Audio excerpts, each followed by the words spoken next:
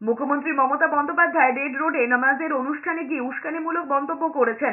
X হ্যান্ডেলে video post করে এমনই অভিযোগ করেছেন বিরোধী দলনেতা শুভেন্দু অধিকারী। মমতা বন্দ্যোপাধ্যায় বলেছেন তিনি কোনো নোংরা ধর্ম অনুসরণ করে না। কোন ধর্ম এখানে নোংরা সেই প্রশ্ন করেছেন শুভেন্দু অধিকারী।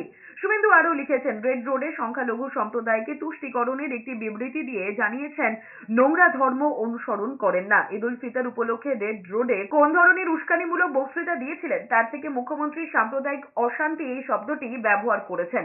এটি কোনো ধর্মীয় অনুষ্ঠান বা রাজনৈতিক অনুষ্ঠান। কেন আপনি সম্প্রদায়ের মধ্যে শত্রুতা তৈরি করার ইচ্ছাকৃত উদ্দেশ্যে ঘৃণা ছড়াচ্ছিলেন সেই প্রশ্ন করেছেন শুভেন্দু অধিকারী।